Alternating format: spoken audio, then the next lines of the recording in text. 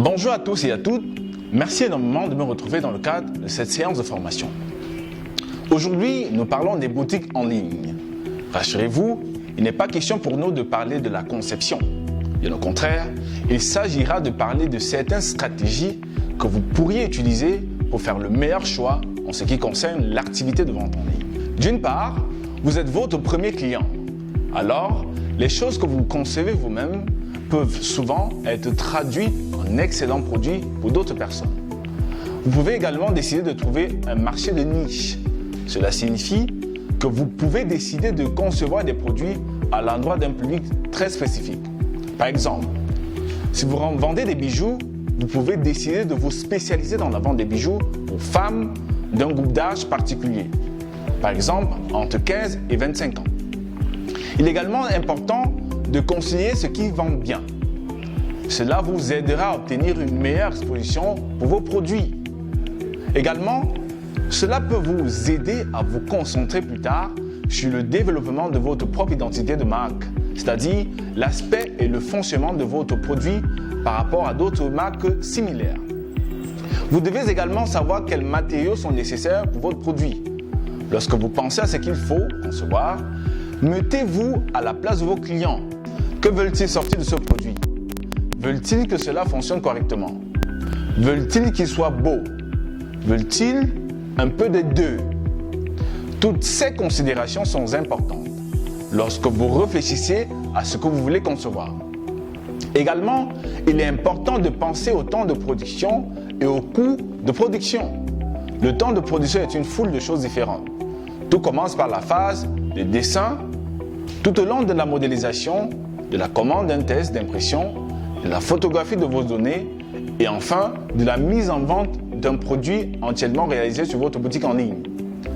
Cela peut prendre de quelques semaines à quelques mois, voire quelques années, selon bien sûr la rapidité avec laquelle vous travaillez.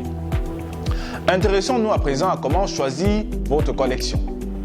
Pour avoir votre propre marque, vous devez obligatoirement en être le propre créateur. Vous devez également cultiver un look et dans certains cas, développer votre marque en fonction de ce look. Nous encourageons donc généralement les gens à considérer l'ensemble de leurs produits lorsqu'ils consomment de nouvelles choses. Lorsque vous pensez à une marque connue, telle que les bracelets du Cameroun, vous pouvez également penser à des marques spécifiques de leur ligne qui correspondent à leur stratégie de marque. Par exemple, au bracelet du Cameroun, vous avez Tanguy, Eau Pure et plein d'autres produits. Ce sont toutes des collections distinctes de design au sein d'une marque plus grande. C'est donc quelque chose que vous pouvez également faire pour votre marque. Vous pouvez appliquer certaines de vos stratégies et motifs de conception, surtout en la ligne, afin de la rendre reconnaissable en tant que votre propre marque. Une autre information que vous pourriez recueillir sur Internet pour améliorer votre gamme de produits est de faire des études de marché. Examinez donc les entreprises, les concepteurs, les produits qui tentent de faire quelque chose de similaire à ce que vous concevez et essayez de voir s'ils ont une stratégie utile pour ce qu'ils conçoivent.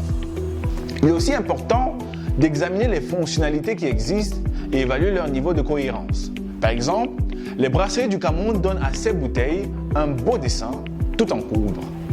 Vous pouvez également penser à ce qui attire les clients dans votre magasin, surtout lors de leur premier achat. Puis à partir de là, réfléchir à ce qui va les pousser à continuer de venir dans votre magasin pour les acheter. Aussi, une autre stratégie que vous pouvez adopter pour amener les clients à revenir dans votre magasin consiste à personnaliser vos produits à la demande. Donc, si vous faites en sorte que vos produits puissent être personnalisés, vos clients reviendront probablement pour demander des produits personnalisés. Par exemple, des cadeaux pour des amis ou des proches. Une autre chose à considérer est la qualité. Les gens veulent de la qualité. Ils veulent une qualité constante. Et vous devez être en mesure de le faire. Par conséquent, lorsque vous créez une marque ou une ligne, vous pouvez appliquer ces différentes garanties de qualité à l'ensemble de la marque et cela parlera pour vous. Pour finir, notons que les grandes entreprises le font à très grande échelle. Mais lorsque vous fabriquez votre propre produit, vous devez également être votre propre assurance qualité. Cela permettrait à vos clients de revenir et de les rendre heureux. Et voilà, c'est la fin de notre séance de formation. Merci de m'avoir écouté. Au revoir.